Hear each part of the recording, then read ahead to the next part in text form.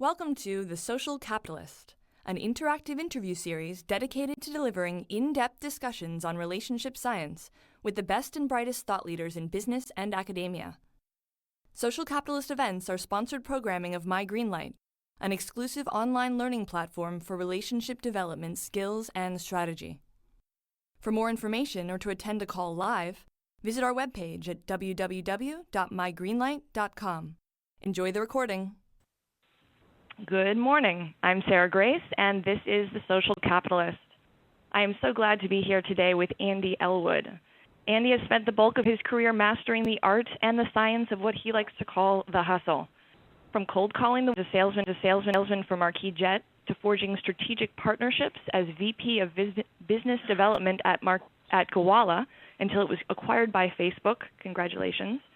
I've seen firsthand that Andy creates relationships that not only fuel innovative businesses, but that also make for strong, supportive, and meaningful networks. Today, Andy is the Chief Strategy Officer at the creative studio Goodpenny, which is where he's broadcasting from today. And he's recently joined NYU as an adjunct professor, teaching a course on biz dev, branding, and partnerships for startups. Andy, thank you so much for joining us here today. Hey, thanks so much for having me. Yeah. All right, so let's get something out of the way right away.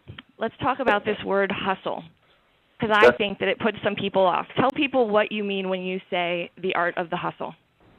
It's one of the things that when I was looking across the variety of positions that I've held that you listed off, there's not a lot that they have in common as far as industry. There's been on the finance side of the world, there's private aviation, there's luxury travel, and most recently a technology startup sold to Facebook, and now a production and recording studio. And if you look at the cross-section as far as how I fit into each of those things, I was trying to find the common denominator. Each of them have had to do with the people that I've interacted with, but perhaps most interestingly, the skill set that I've done my best to bring to each of those opportunities. And that was coming in and being the person to kind of be the wartime consigliere, if you want to use that Godfather reference, to kind of come in and say the company is where it is, because of the talent of the people here, but now it's time to take that talent and take it out to the masses. And that's really where the hustle pieces come in, where it's consistent and intentional action around a specific goal. Got it. So it's not about hustling a person or even a group of people. Right. Exactly. Right. Exactly. So, I kind of look at it, going all the way back to soccer camp, when you're 5 or 6 and your coach says, good hustle. It's the idea of taking action, pushing the ball down the field, not the guy in the corner trying to convince you that he can pick which cards are better for you, based on his knowledge of the sleight of hand. I think that's actually a great metaphor, the game or football, in the sense that Sure. I've watched you, and I've watched you over the last few years, particularly since we've lived in the same city. And I feel like everything you do is kind of infused with the spirit of play. You get the sense that you're having fun doing it, and so it's hard to think of that as hustle. Right. Yeah. Well, I think that's the piece of it. I try and think about hustle as something that's opening up more doors, whether it's specifically for a project or an objective, or just in the long run. Why am I choosing to go to this networking event? Why am I choosing to write this blog post? I just try and do my best to think about the CAT, the CAT. What do I want to cause the audience to do? And think about each thing that I'm putting out there, whether it's a tweet or a Facebook status, a blog post, or even just the way in which I'm interacting with individuals that I'm coming across in the course of action. Is think, okay, it's fantastic to meet this person. What is the next idea that we can take this to the next level? It's always fun to have a new contact. It's always fun to connect with somebody on LinkedIn or Facebook. But really thinking, okay, where into the conversation that I'm looking to have on a much deeper and longer level. Yeah, it's funny because people get kind of squeamish around the idea of purposefulness when it comes to relationships, but actually, I think explained that way, it's really a form of generosity to be constantly thinking about, how you're reaching out to whom and around what, shared interests. Right. Well, I think that, it's to your point about it being something that people can get squeamish about. I really think that it's something that, it's out of respect. That you say, when I'm connecting with this person, I'm not just going to send a huge email blast. I'm not just going to push something out there, that goes to everyone, but thinking about, okay, what I learned about this person in the one-time interaction or the course of interactions that we've had. I know that this is something that is of interest to them. I know that this is something that is not of interest to them. And it's just being conscious of, what, I think that they actually would appreciate the opportunity to come to a seminar. They would appreciate, the opportunity to have, to be a part of a large dinner party where a topic is being discussed, as opposed to, hey, everyone, first 12 people to write me back, get access to this. It's just, a little bit more intentional. Right. Not in a, I'm intentionally going to pitch this person, but I'm going to intentionally build this relationship. Right. So we actually met in person for the first time because of another super connector, Jordan Roberts, who's Keith Ferrazzi's speaking producer. And I was a new person in New York, and so I was very appreciative of that. And it brings me to ask about the scope of your outreach, and especially when it comes to making new contacts. Do you have a goal of meeting a certain number of new people every week or every month? How intentional are you around expanding your network? Well, back when I was selling life insurance, which is a fascinating business to try and get into, and it's all about building relationships if you don't want to starve, because it's for the most part it's a commission-based business. And the trick is people know why you're reaching out. People know that you're almost going in with a disadvantage on day one, and knowing that there probably is a reason why you're calling, and that reason is probably you want to sell me a life insurance policy. Then jumping into selling private jets, there's only so many people that you can be reaching out to, the top 1% of the 1% that are actually making that purchase. But in both of those examples, whether it's anybody and everybody who might be qualified to buy a life insurance policy, or the very, very few number of people who might be qualified to purchase time on a private jet, the challenge, and the interesting piece of it is that it all comes down to reaching out intentionally and appropriately. And as far as my personal networking now here in New York City, a lot of it, is based around and on the ideas of actual physical communities of people that are hustling towards whatever their goals are. I tend to spend time with and enjoy myself most when I'm spending time with people who are passionate about the things that they're working on and the things that they're building. Even if it's not in the same industry in any way, shape, or form, there are a lot of carryovers and crossovers between the things that that I'm working towards and the things that others are working towards when it comes to how we're approaching it, how we're reaching out, the connections that we're trying to make. I don't have a quota for those connections, but I do my best to pay attention to the variety of different ways that you can interact with people, whether it's online through things like Twitter or long-term connections through LinkedIn, or kind of the yearbook mentality of Facebook. Right. An earlier guest that we had, Michael Ellsberg, author of Education of Millionaires, I think he said that he was spending about 50% of his time on outreach in general. And it's a little different for him because he's an author, and so his business isn't necessarily the business of outreach. But do you have a sense in your, what percentage of your life is outreach? And what part of it is maintenance of people versus, how do you balance those two? Because I think that's challenging for people, especially when we get busy. We forget that we need to be looking forward and expanding. Sure. Yeah, I think that, one of the things that when I first read Never Eat Alone, by Keith, the piece that I thought was perhaps most interesting was the art of the weak tie, and the idea of keeping tabs on people, but without necessarily having them be at your birthday party. That's kind of been my barometer is okay, so I had a birthday party, would I have wanted them to show up unannounced? That's kind of the barometer for I'm going to be really intentional about, and spend a lot of time developing that relationship versus, somebody that I'm really glad that I know, but I may drip on them, every now and then. I may see something that they post on Facebook. I may see something that they put on Twitter. I may, see an update on their LinkedIn profile. Or I just have a reminder in my calendar, hey, it's been a little while since I touched base. And, there's some shortcuts and some ways that I keep tabs on people. Tell us.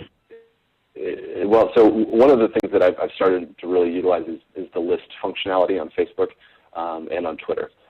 Facebook has been perhaps the easiest just because people are not posting as rapid fire on Facebook as they are on Twitter. Twitter is, very quick as far as the stream to actually be able to keep tabs on folks. But I have, somewhere between 10 and 12 lists of people on Facebook so that I don't have to sit there and scroll through the mini feed, of whatever Facebook thinks is either most current or most relevant for me. So one of the lists is my family. My family lives in Texas.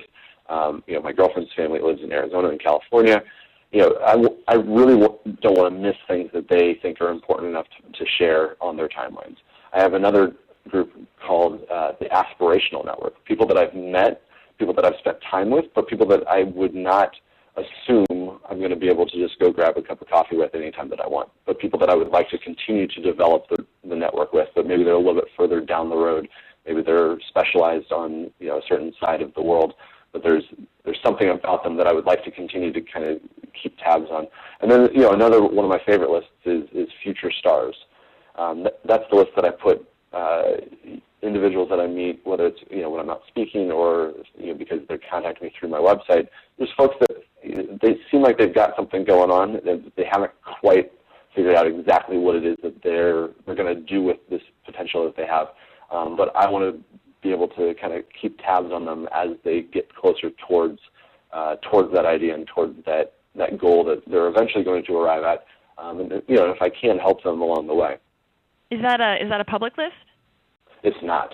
You might think about that. I make the list. Yeah, well, I have a couple public lists, I think, actually on my Twitter account, but I need to update them. Actually, now that I'm saying it out loud, I need to go back and add a couple things to them. But even for our company, here at Good Penny, we work with a lot of production studios. We work with a lot of different creative agencies, and then we also work with a lot of the creative departments at the actual brands. And so we have a couple of lists called Future Partners, and then we have another list called Clients, so that on Twitter we can be seeing new projects that they're talking about, new projects that they've done, any requests that they have for any advice that we can provide that's not direct to our post-production visual effects or musical skills here at the company, but just being able to just kind of drip a little bit here, a little bit there, and build a relationship with them around things that may or may not be directly related to the work that we're doing. But when the time comes and we pick up the phone to reach out and touch base to talk about an upcoming project, we have the inside scoop to do so. Yeah. Whenever people tell me that Twitter seems like chaos to them, I always ask, well, are you using lists? Because I think that's really the way to make it useful. And likewise on Facebook, I think that's the most underutilized function of Facebook, both in terms of sorting data and also in terms of being purposeful, like you mentioned before, shielding, not making everyone see every message. So earlier you mentioned you mentioned having had a career where you've really had to switch industries.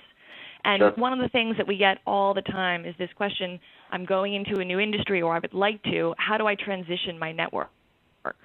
So can you walk us through how you've made that work for you in your business? Sure, definitely. So the interesting thing has been as I've gone from the solution that I was providing was different. I was able to bring it to a different problem each time. So the solution that I'm hoping to bring, is the ability to allow the creative people I work with to be very good at what they do, to allow the talented or skilled people that I work with to be very good at what they do, but not have to go out and tell everyone how good they are at what they do. And that's kind of where I get to come in and in some ways, use the hustle to brag about my business partners. My partners here at Good Penny, they've got a movie coming out this weekend where they wrote the soundtrack. We're in the middle of editing, some pretty top-line branded content for some pretty incredible brands, and they're busy creating and curating that content. And my job is to make sure that we go out and we talk to the people about the work that we're doing and the way that we're doing it, and then that then reciprocates as they tell us about the things that they have coming up. And doing that across the various places that I've worked has been a pretty fun thing. There's a lot of conversation now about as far as startups are concerned, as far as new businesses. Well, we've identified a problem and we're going to create a solution. And what I feel like I've done my best to do is kind of flip that on its head and say I'm really, really good at the solution of bringing an idea or a company to market. And what I'm going to do is I'm going to apply that across a variety of different problem sets. And so the industry has not been as specific. So it is a little bit of a specific thing that I'm able to do across industries. But as far as transferring my network is concerned, that's been where it's gotten interesting is kind of going back through and keeping a very detailed list. I use Excel files, or I download CSV files from my Gmail contacts.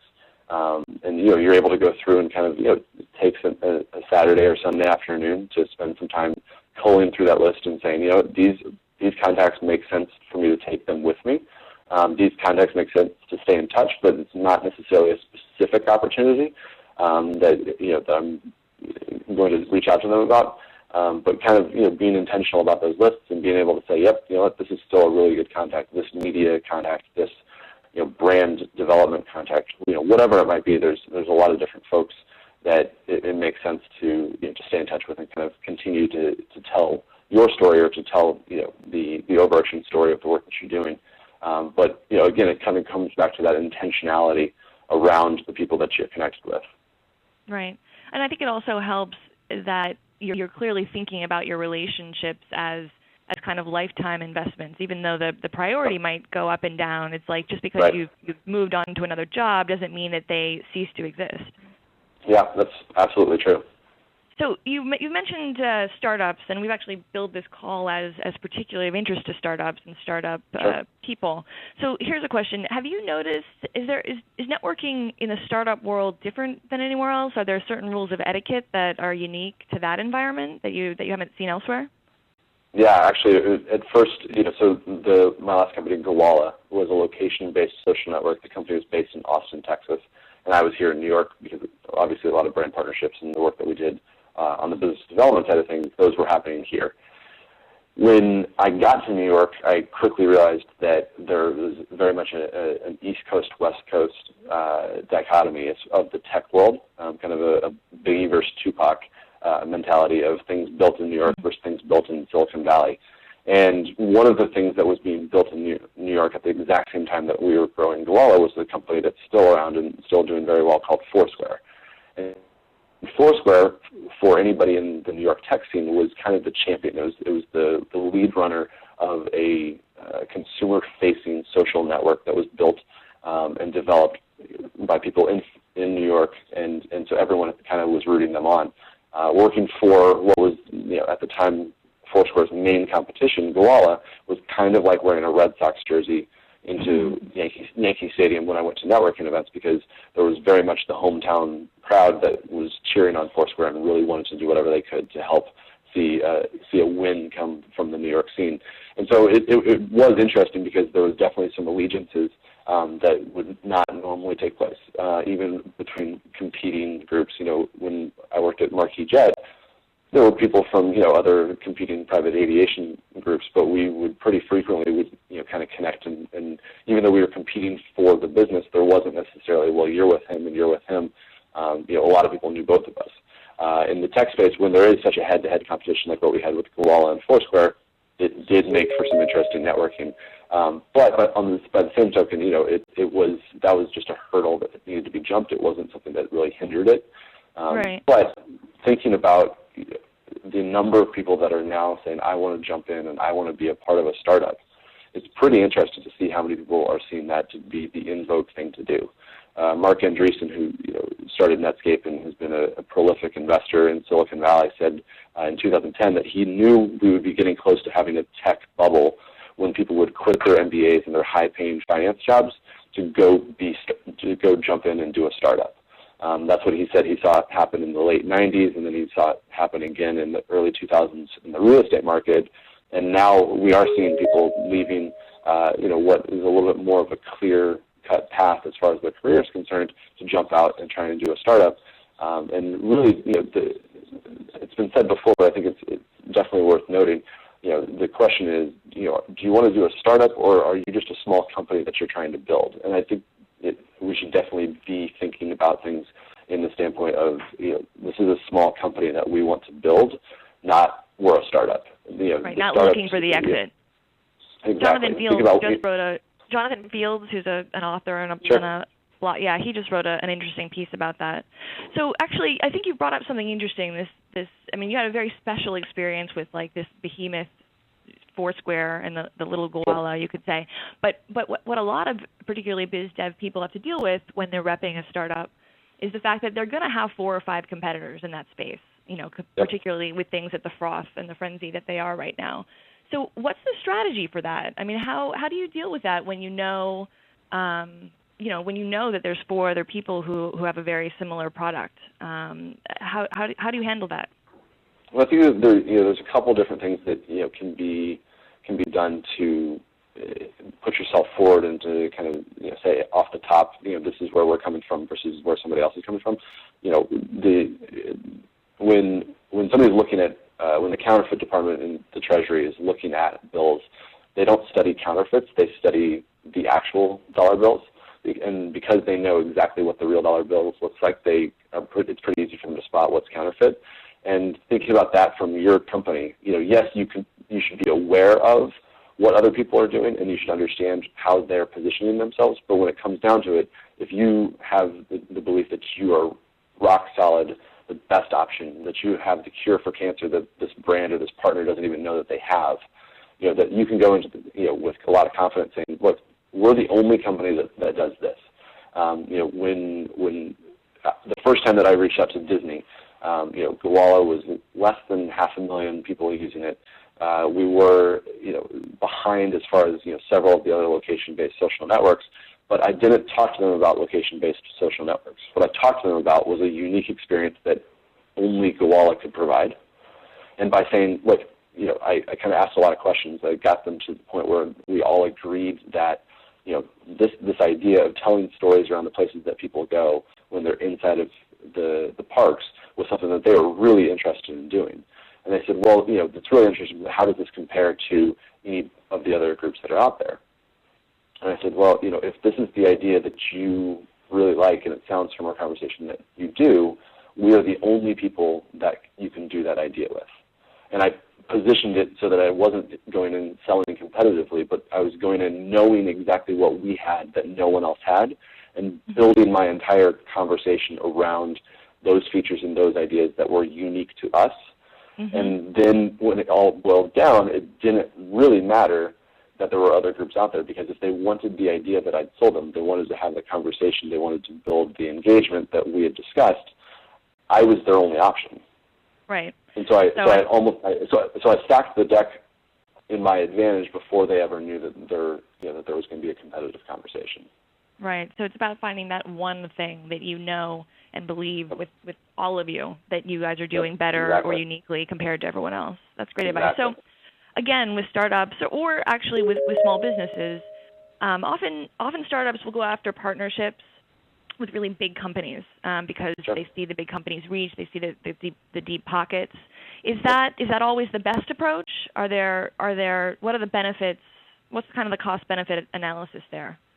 Yeah, so there's a lot of opportunities that come from closing a big deal. As I mentioned, Disney. One of the really fun partnerships that it took 7 months, and it was me versus 26 of Disney's lawyers to get the deal done. But kind of that consistent hustle and keeping the pressure on, working with all of the different angles that I could find, until it went all the way up to the top of the C-suite, was where the decision was made. But being able to really make sure that everybody was on message as far as how that conversation took place.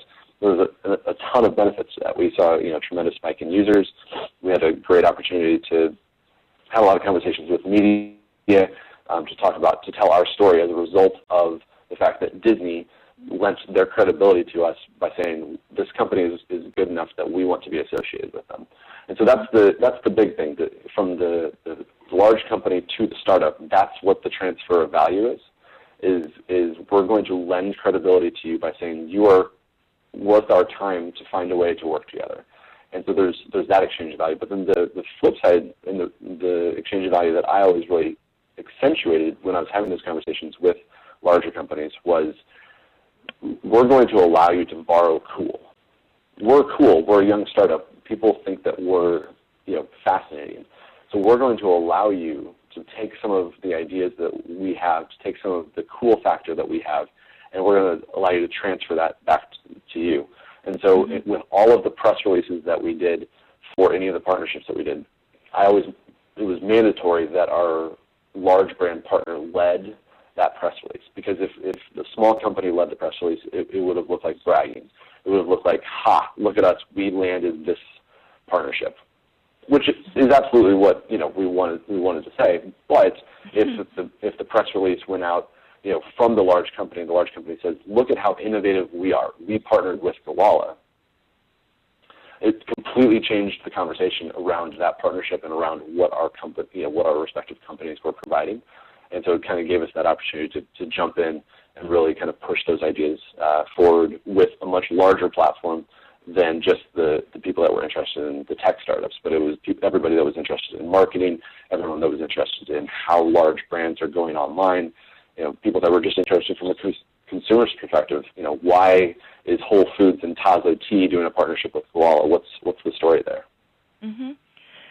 Everyone, it's 12:25, so I just want to put the word out there for questions because we'll be switching to the Q&A in about 5 minutes. So use the chat there, and Ariana will queue them up for me. So let's see. I want to go back for a second to your Forbes pieces. I think my favorite one that you've done is the only 3 people you need to know at a party. And I liked it because It's funny, it's a little bit tongue-in-cheek, but I think it's also actually a really great strategy for people to handle that kind of like deer in headlights moment where they walk into a big event and are like, oh, who am I going to talk to?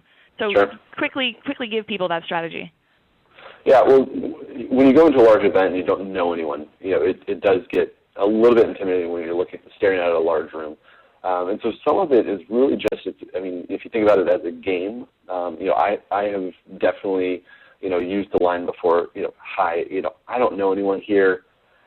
I promised myself I would meet 5 new people before the end of the night, and I was curious if you would be one of them.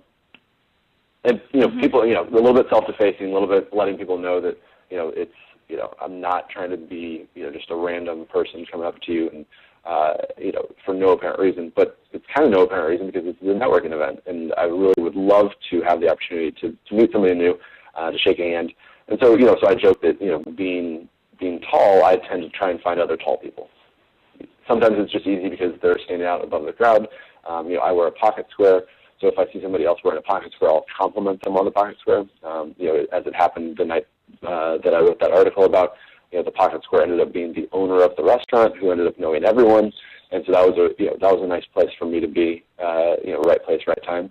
And then the other piece of it, was just making sure that you know who the host is, because they know everyone in the room, and everyone in the room knows them. And so even if it's just spending a little bit of time with the host, and other people seeing that you are spending time with the host, that lends a little bit of credibility to you. Or and a lot of times what ends up happening is you're talking to the host, and the host obviously doesn't have a whole lot of time, but somebody else will come up and talk to the host.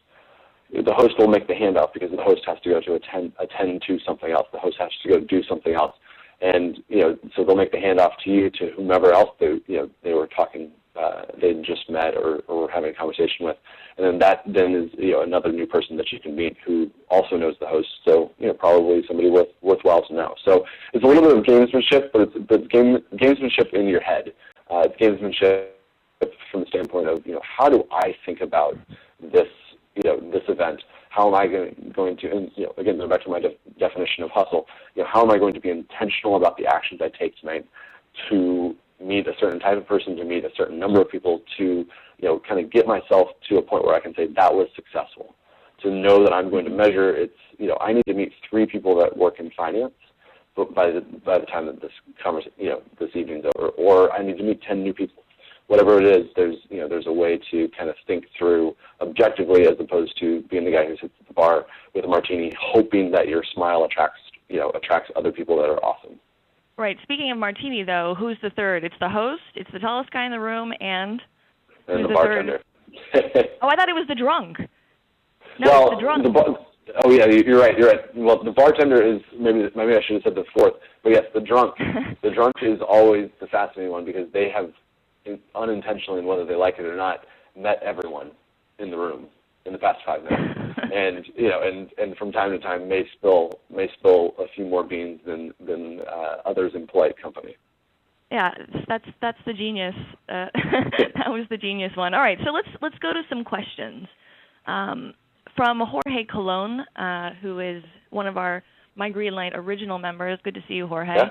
What's the unspoken social capital, background, education, relationships that the VC and angel tech investing cliques look for to automatically include or exclude new or potential entrants? It's what Chris Robb calls that invisible capital. Can you speak to that? Okay. What is the invisible capital that when jumping into a new setting, is that specifically on the technology side? I think he's specifically saying, in the technology world, what are those things that make VCs go, oh yeah, he's in? What is it? Is it a diploma from somewhere? Is it something on your resume? What makes them, what vets you? Yeah, well, I think part of it's just having spent the time, in some sort of tech startup with some level of credibility is where I've seen a lot of people where you're just in. You wear the T-shirt that says you work for a startup that was featured on Business Insider's top 100 startups to watch or whatever their most recent list is. It's playing off of that piece of it. If you've never worked in a startup, I think it's figuring out how to carry some sort of perspective about the startups that you do interact with, to be a little bit of a thought leader as far as saying, here's a startup that I think is interesting. Here's a problem that I feel like they're solving. But it's definitely not the diploma. In most instances, because a lot of folks that are in the tech and the startup world either didn't finish school, or if they did, it was that got them their first job somewhere else, and then they decided, now I'm going to go into it. There's not necessarily the it's definitely not as predictable as it would be if you were applying for a financial analyst position or an attorney or whatever that might be. So a lot of it just comes down to the relationships that you build in the community that you have, and as I mentioned before, Twitter is where I've found more new friends than any other online network out there, just because it is such a conversational way to do it, and there's not the long-term commitment of, will you be my friend, will you be my connection? It's, I have a quick question for you. Based on your most recent tweet, here's a thought. I've connected with some of the top VCs around the world, or just other folks said, hey, I'm in town. Who should I be meeting while I'm in San Francisco? And then a lot of folks sending tweet introductions between another person that they know is in San Francisco at the time has led to some really great conversations and actually a lot of business as a result.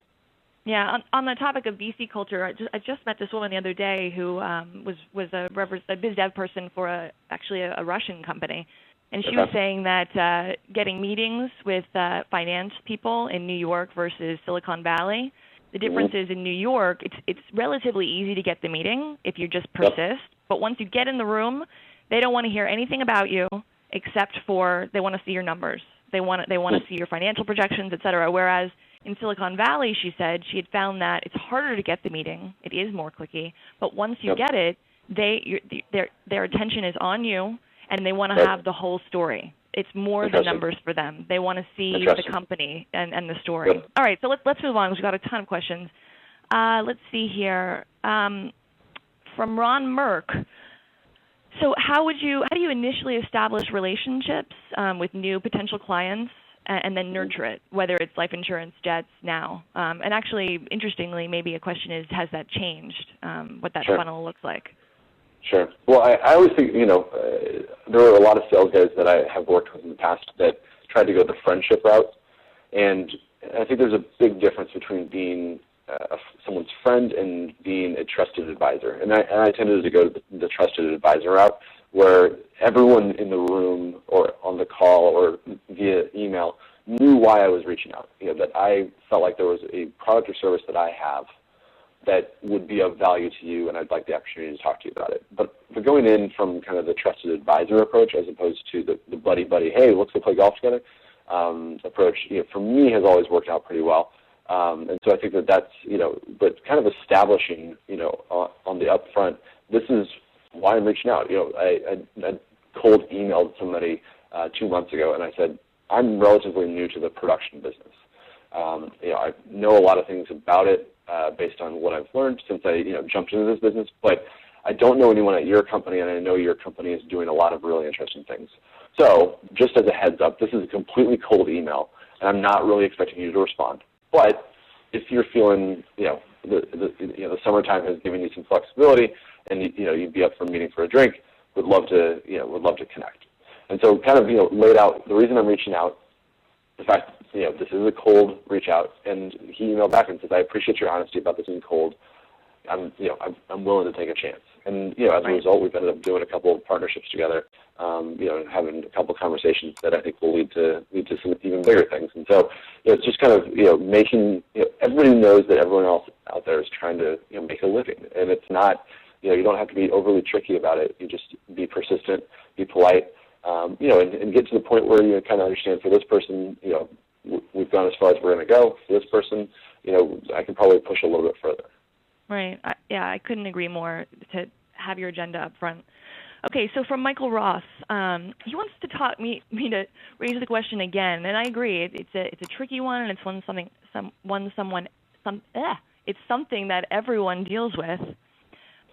This percentage of time spent developing versus maintaining relationships. Can you really get specific about it? Is it 20% on expanding your network and 80% on developing it? I mean, if you haven't sat down and sort of done that math, I think if you could, you should blog about it, because it's it's like the hidden, it's like the Rosetta Stone or something to networking that everyone wants to understand. Yeah, well, what I try and do is I post one thing on Facebook every day. Don't know when I started doing that, but that's so for the people that have collected into that network. That's kind of my thing. Sometime between 9 and 10 a.m. Eastern, I'll post something on Facebook if I post something. So whether it's a status or a link to an article, a blog that I've written, or a shout out about a friend who's having some success. That's so that's kind of the for me, personal PR is kind of the way that I think about that. Tweeting is where I engage with people. That's kind of for me has been the main way that I go back and forth and have conversations. And then LinkedIn is where I almost use it as a database. As far as how much time I spend maintaining, a lot of it's going to be different for everybody. But thinking through what are the revenue drivers for your business. So for me, it's actually conversations that lead to opportunities to work on creative projects together. Most of that's going to happen between 9 and 7 on a pretty typical workday. So from 9 a.m. to 7 p.m., that's really pretty intentional with the outreach portion of it. So the majority of my day really is reaching out to new people, developing new relationships, digging into whether it's press clippings or new partner news about who's making moves and why would it be interesting for them to know me and for me to know them. The maintaining portion of it for me is a little bit more something that is, I don't want to say it's passive, but it's a little bit more broad strokes. And so I typically, for me, I do it over my cup of coffee first thing in the morning, or I'll do it before I head to bed, where I'm kind of looking to see whose birthday it is on Facebook, looking to see who's doing some interesting things on the lists that I've created, giving a little bit of love that direction. So, think about how you make gold. Think about where the gold coins are coming from. Spend the majority of your time pushing towards those things, and then on the off hours, the times when you're not going to be able to close a deal or do a new partnership, that's when I do most of the maintaining. Good answer. So from Michelle Rayburn, Andy, you talked about being appropriate and intentional with follow-up. What's your philosophy on following up with a connection you made at a program or networking event? What do you think about email versus LinkedIn for that follow-up? So, I always email first. One of the things that I do, when I'm carrying business cards, whether it's a handful or just one, I always keep my business cards in my left breast pocket of my jacket, and then I keep new people's business cards in my right pocket. And so, just reach in. I know those are mine, and I tuck them away and put them in there. That way, they're always separated, as opposed to people sorting through. Oh, that's not mine. Oh, that's not mine. It's it's a little bit annoying that they're disorganized in their pockets. So pick a pocket for other people's business cards. Pick a pocket for yours, or in a purse, pick one side pocket, or a billfold, whatever it might be. So I do that. Typically, what I do is I try to queue up a bunch of emails, and a lot of times I don't even send them because I don't want people to think that I'm too anxious. But I'll write them all shortly, either the night of or the next morning after this event. And then I'll kind of trickle them out, or I'll send them all an appropriate business hour, so that people get them while they're at their desk, as opposed to seeing it as something that, oh no, there's things waiting for me. But after I send that email, I usually go directly to LinkedIn and I send a note, or write a personal note that says, just sent you an email, but would love to connect with you here as well. So email first, and then LinkedIn. And LinkedIn, because for me, selfishly, that's what I use for kind of the database. So if I'm going to a new city, I can pull up everybody who lives in San Francisco as their home, or if I'm in Dallas or Chicago, wherever it is. But I always want to put a personal touch on it. And it doesn't have to be overly lengthy. Terrific to meet you last night. Really enjoyed our conversation about this. Subject matter, or here's the link that I referenced in my conversation. Here's the funny video of cats on YouTube that I thought you might enjoy. Whatever it might be, but think through what those things are. And a lot of times I'll write notes on the back of a business card to remind myself as kind of the give that I want to have. Say, hey, based on our conversation, I think you'd really enjoy this article, or I think you'd really appreciate these pieces of a story that we shared last night. Right. Yeah, Keith always likes to say that your goal when meeting new people in those moments should be absolutely finding what that generous follow-up is. It shouldn't be convincing them that you're awesome. It should be finding that generous follow-up. Well, so and a lot of times when it gets to somebody's like, well, wait a second. So how does that work? How does your business work along those lines? I'll say, that's a fantastic question, and actually something I would love to dig in deeper. But I'll be honest, this doesn't seem probably like the best time or place for us to go into those. So would it be all right if I followed up with you and we could actually, have the full-fledged conversation, maybe later on this week over coffee or lunch, and just to kind of test the waters, because my goal in being in any of those types of events is not to make sales. I don't carry contracts around in my pocket.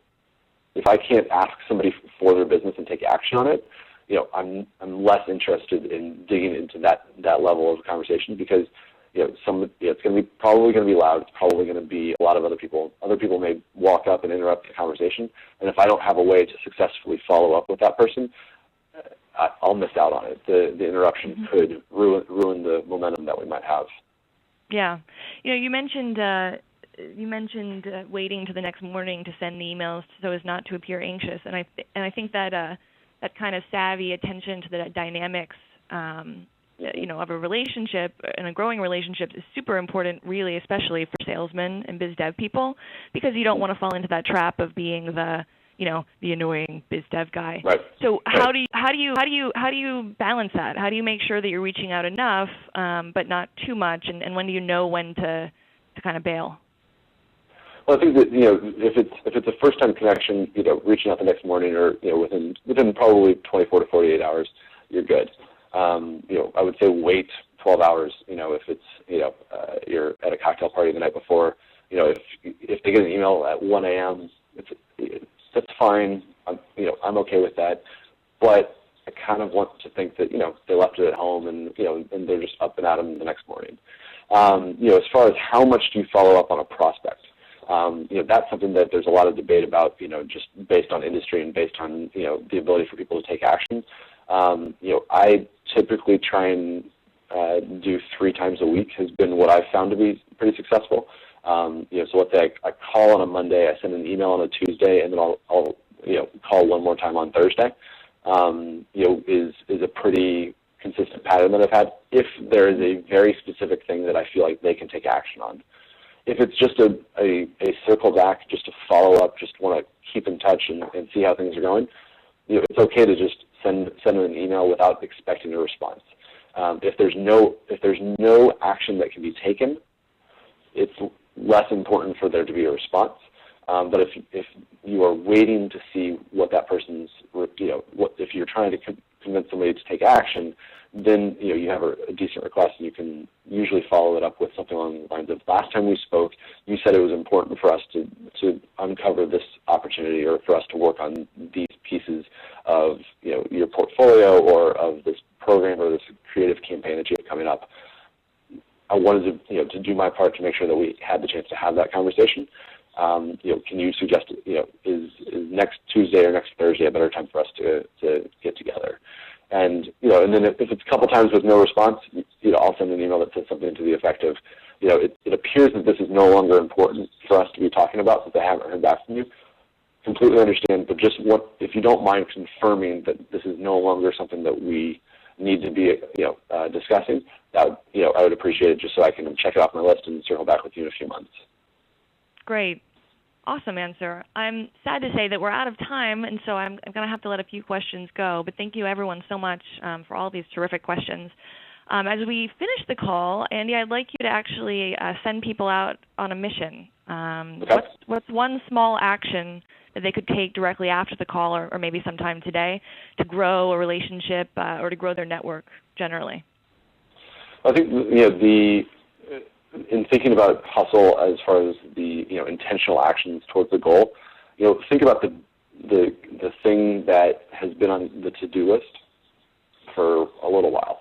The thing that should be done, the thing that is out there, it's the partnership that you would really love to land, but haven't figured out the right way to do it. And just reach out to the person, not somebody who knows the person, but to the person that can make that happen. That's the challenge, because it's kind of the big thing that's staring at you, that you're working around. You check everything else off the list, but that one keeps coming with you across your to-do lists. And just reach out directly with the confidence of saying that you have the solution to whatever their problem is. Be confident in that solution and know that you're not wasting their time by offering them something that they can't get anywhere else. And then send me a tweet at Andy Ellwood and let me know when you did it. Thanks so much, Andy. So please, I push you, go visit Andy Ellwood's site, andyellwood.com, and sign up to follow his Forbes column. It's really good stuff, and it'll keep you energized and motivated as you go about your outreach efforts. Andy, thank you so much for being here today. I am so grateful on behalf of everyone who attended and on behalf of myGreenlight and everyone who listens to this recording in the future. Thank you so much. Thank you. Have a good day, everyone. See you next month.